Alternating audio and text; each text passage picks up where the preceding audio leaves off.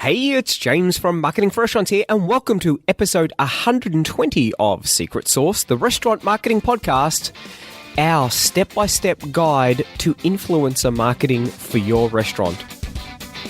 Some restaurants are quiet, lose money, and the owner works 70 hours a week. Other restaurants are busy, profitable, and the owners work a few hours a day. What's the difference? They have a secret sauce. Join James from Marketing for Restaurants as he helps you come up with your recipe for restaurant success. Your secret sauce.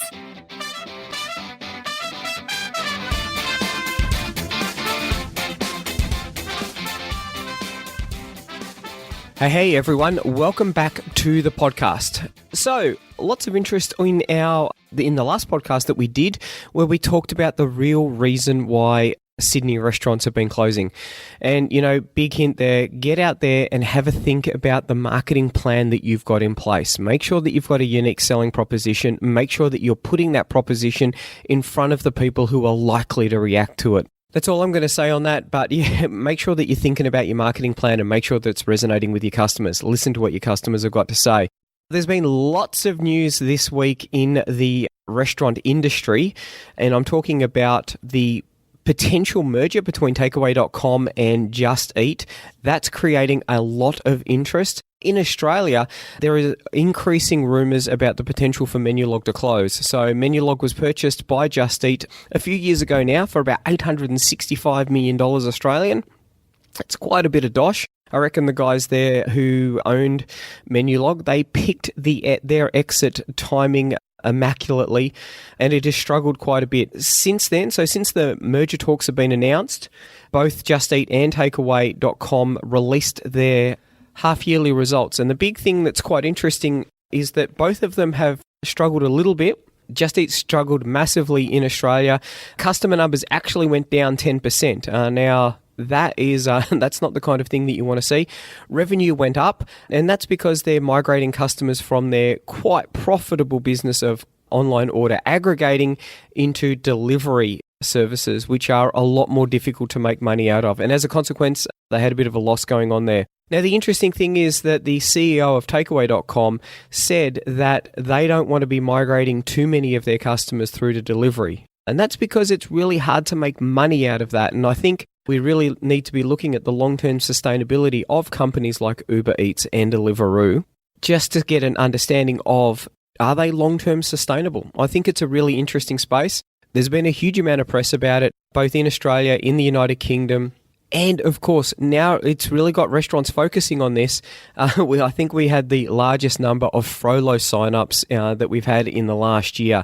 So lots of restaurants really looking hard at, do they need to be spending that commission? Are there better ways? Because, of course, last week there was a series of articles about just how Uber Eats is killing the industry. And so we've talked about that. I don't want to go into it too much. What I will do is put in the show notes a link to a couple of the blog articles that we've done.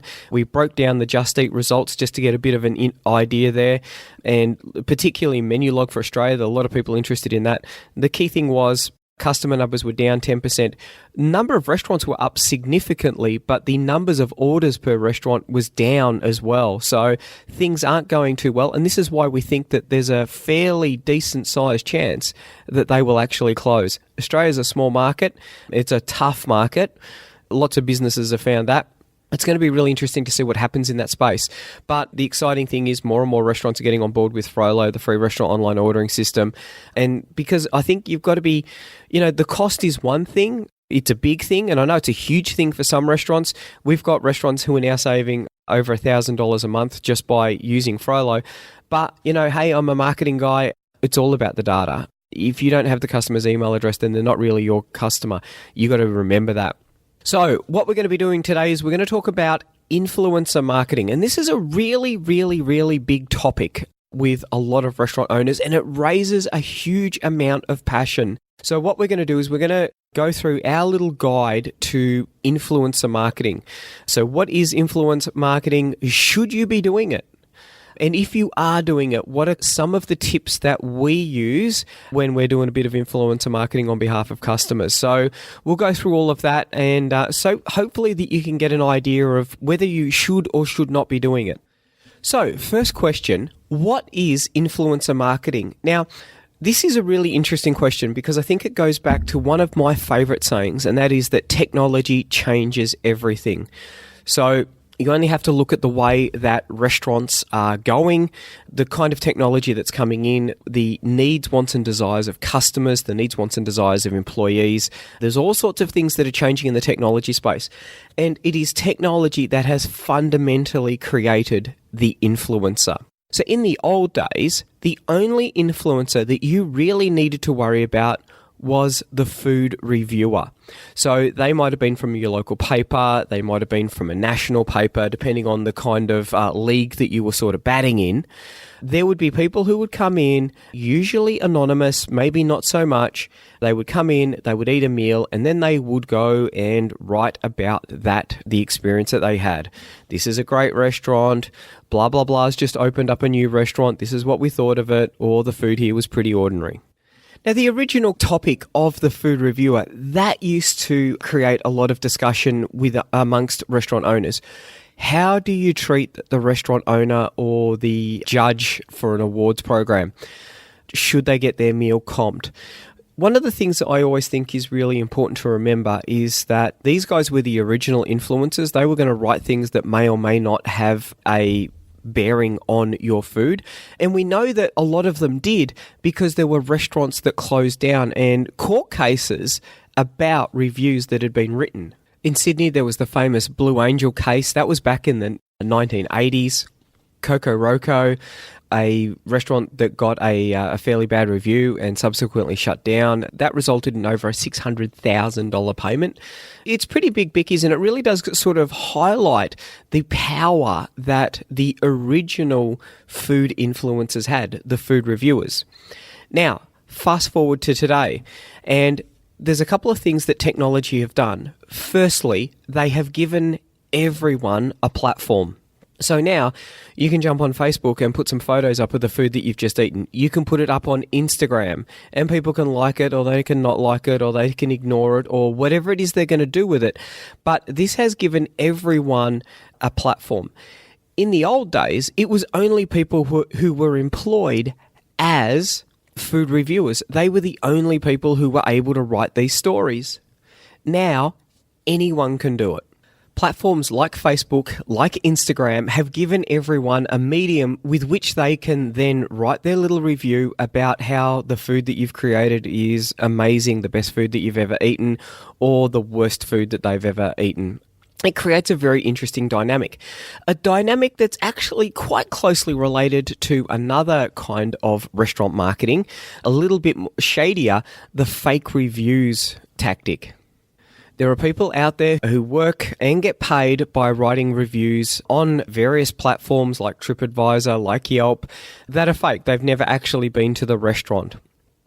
And these can be quite damaging reviews. They can talk about how bad it was, how they got food poisoning, how they had vomiting and diarrhea all night and they thought they were going to die. Or it can be that they went to your restaurant and it was literally the best Italian food that they've ever had. A very interesting space. We're not going to talk about that. We've talked about how these systems can be gamed. And if you want to have a listen to that, look up our podcast where we talked about Uber Butler and the fake restaurant that he created. I think the Shed in Dulwich, that's what it was called. He actually created a fake restaurant and TripAdvisor rated it as the best restaurant to eat at in London. It never even existed. That shows you the capability that people have to manipulate these platforms. So, influencers.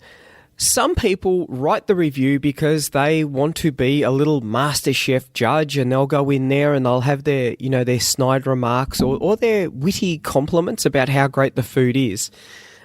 And that review will go to all of their friends. And so this is one of the other things about the influencer that's really interesting to think about.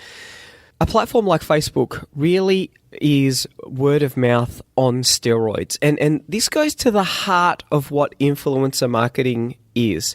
There are some people who, when I see that they're eating at a place, it's like, you know what, I know that guy, and if he thinks that this is a good place to eat, it's probably not the kind of restaurant that I would like to go to. There are other people when you see them out and about and they're eating and they're saying, this is a great steak. It's like, you know what? I am more interested in going to this restaurant rather than not because of the fact that they are there and they think it's a really good restaurant to go to. So you've got to remember that platforms like Instagram and Facebook, they really are the ability to create word of mouth. And the critical thing that goes into this is the relationship that I have with the person who's put the post up. So if someone who I like and respect has said that a restaurant is somewhere that everyone should go to because the food is super epic, then I am much more likely to be well disposed to go to that restaurant. So what is influencer marketing? We define it as the act of engaging a person with a following on a social media platform to build your business. And if you think about some of the things that we've been talking about, it really is word of mouth on steroids. But there's a couple of things that you need to be thinking about as you drill down into it. So first off, how many people are there that this person has as a following across all of their platforms? And this is a really important question. There's no point impressing the pants off someone if they only have one friend, or even worse, no friends. If they've got no followers, then whatever it is that they post up, that's not going to have any impact at all because no one is going to be seeing that post. And there's a second part to that equation is how deep is that relationship that they have with all of these people? And it's quite interesting. So you'll see some people and they might have 1,000 followers, 100,000, 1 million followers. What happens when they put a post up? How much engagement is it that they get? And this is one of those things where we start to get into the murky waters of influencer marketing and why it is so frustrating and confusing for so many people out there. Some platforms, and I'm looking at Instagram, can be quite botty in that there's lots of fake accounts out there and you can get lots of comments that you can see really quite inappropriate. Not inappropriate in a bad way, just that they don't make sense. And it's because these accounts are, bot accounts. They're a program that's running, trying to build up their own following. And so they're actually never going to go into someone's restaurant. They're never going to purchase a burger. They're never going to get some food delivered. So this is the first thing that you want to sort of be looking at. The second thing is how many real people are there on the platform that are potentially likely to become one of your customers. Now, if you're a McDonald's or a Kentucky Fried Chicken or a Jollibee or someone like that, then having a wide following, that can be really cool. If you're a single location restaurant, then having people in different states or even different countries, completely pointless. You're paying for engagement that is never going to actually create any sort of monetary return for you. And I've worked with influencer marketers who've said, look at our account. We've got 1 million followers on Facebook. It's absolutely huge.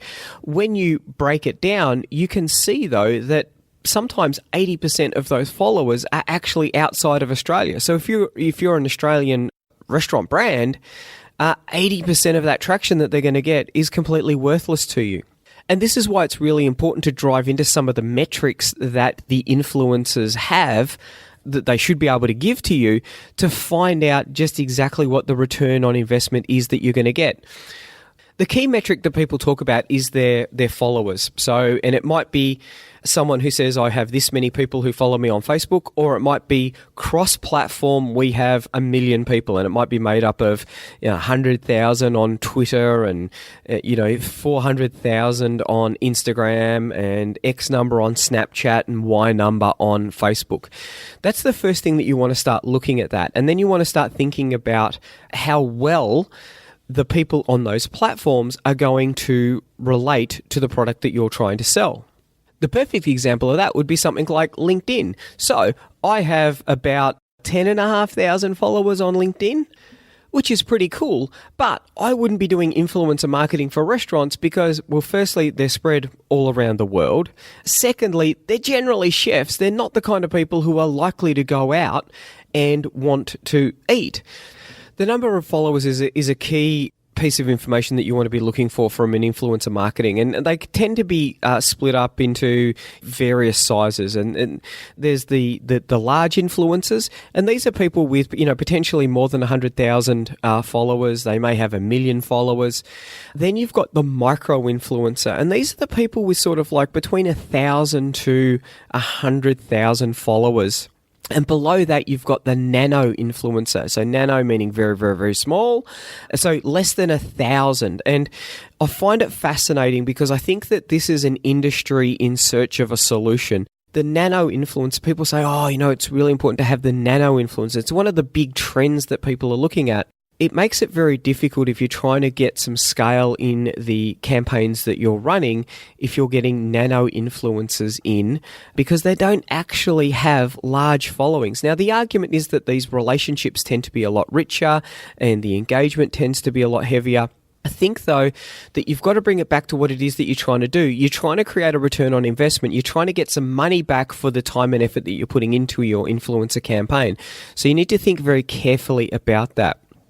Now, so the next thing that you want to be thinking about is what is it that you are going to pay for the influencer marketing? And, this is one of the reasons why it's become a really hot topic, is because a lot of restaurant owners are just sick and tired of people coming in and saying, hey, can I have a free meal and I'll put it up on Instagram? This is generally at the nano influencer level. So someone's going to have, 1,000 people who follow them on Instagram, and they're going to say, hey, can I come in? Can I have a free meal? And I'll put it up on Instagram. This is an important question, and I think it comes down to, there's no right or wrong answer to it. It really does come down to what it is that you're thinking and what it is that you're trying to get out of it. Some people have a huge aversion to that when people come in and say, can I have some free food and I'll put it up on Instagram? And, and I've heard lots of restaurant owners say, I'm just giving the food away for no tangible result. And I think there's a lot to be said for that. One of the things that I think I've seen some restaurants do really well with is, rather than waiting for people to say, we'll give you a free meal if you put it up on Instagram, what about if you spin that around and say to all of your customers, here is an offer. So run your own, dictate your own influencer campaign, your own nano influencer campaign. I think that there's a lot of traction to be had by this. All you've got to do is take a picture of your main and put it up on Instagram and show it to your server, and we'll give you a free dessert. Now, what you're doing is you are creating your own nano influencer campaign. You're paying for it in something that you can control. So you're going to have a dessert, they might be $10. Food cost is only $3. So $3 per post. That's probably quite sustainable. I've seen restaurants do this lots of ways. People need to check in. It's really about filling that feed up of, multiple people who are going to your restaurant. And because this is the interesting thing, when a friend of mine goes to a restaurant, you think, oh, wow, that looks pretty cool. The food looks really nice. Then when 2 or 3 people go, it's like, wow, what am I missing out on? This is probably a restaurant that I should be going to. Next thing that leads into this is a topic that I think is really important.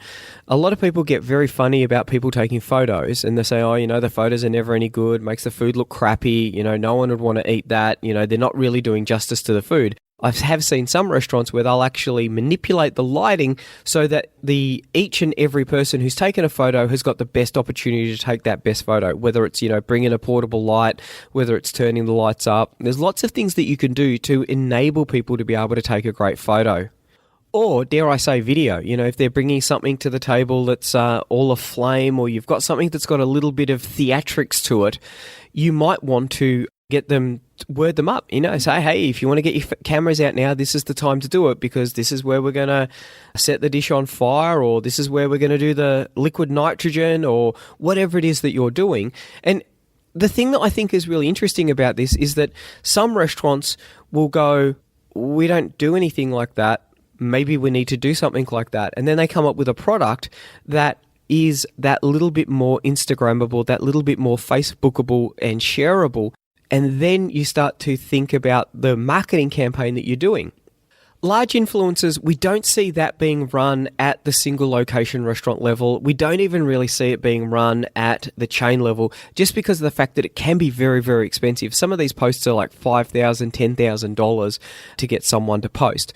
What we do see quite a bit of, though, and this is a question that I'd be keen to hear from people about what their experiences is when they're running the micro influencer campaigns. So the campaign where you're probably going to spend, maybe $500 and get, 3 or 4 posts out of someone, or is it $1,000, $2,000? What is it that you're paying, and how do you measure the return on investment? I know that there are marketing companies out there who, as a part of their package, will say, and we're going to get some micro influencers. We're going to run an influencer campaign for you. And people get really excited about it. And part of the reason why I'm talking about this is I've spoken to multiple restaurants and it's like, yeah, and we did an influencer campaign. And look, how was that? And some people will say, oh, we got X number of views on the posts, or most of the time they've got no idea. And most of the time, they can't actually put their hand on anything that's tangible about it. So one of the things that I think that can be really cool about this, and this is an issue that you'll find a lot of the time with Instagram, because you can't get people off the Instagram platform very easily. When an influencer puts a picture up there, the only link that they've got to click on is their bio link, and that's going to be something, if they change it for you, it's going to change it to someone the next campaign that they're doing. So it's very hard to get traffic out of it. One of the things that I always think is really cool is to run an off-menu campaign. This is one of those sort of really tangible ways of working out what the ROI is on a campaign. So let's say you run an Indian restaurant. What we're going to do is we're going to come up with something that's a little bit out there, a little bit memorable, something that's going to drive desire for people to come in. And so we're going to do a kangaroo vindaloo. What you can do then is have that as the call to action. So influencer comes in, and the post that you want is like obviously a close-up of the kangaroo vindaloo. There's some beautiful naan bread. There's the steam coming off, yada, yada, yada. You know the kind of picture that I'm talking about. And the story goes like this. Oh my God, this is so cool. I went in and ordered a kangaroo vindaloo. Big hint, this isn't on the menu. This is off menu at my little Indian restaurant. Went in there. It is definitely the best dish that they've got there. Super excited about it. And then, the call to action. So if you're looking for an absolutely amazing vindaloo, you can have it whether it's mild or super spicy, depending on how you like it. We all know how I like it. Go in and order the kangaroo vindaloo. They're having it for the whole month of August. Now, if you only run that ad through your influencer campaign and there's no mention of it made anywhere else, then you know that every single person who orders a kangaroo vindaloo is going to be from your influencer marketing campaign. And this makes it really easy to work out what your return on investment is. The number of people who came in, if they've ordered the vindaloo, then they've obviously seen the influencer thing. Hopefully they brought 2 or 3 friends with them. Average check size, multiply the number of people. You kind of get the picture with that. It is very interesting though. Remember reading a couple of weeks ago, there was a story, and it was quite a tragic story. There was a young mum, and she was talking about just how difficult it was trying to lead an influencer life. And her husband were traveling the world, and she was talking about how little money there was that she made, and how hard it was to try and care for her kids whilst, trying to look beautiful in all of these Instagram photos that were being taken of her as she was trying to sell all of these products.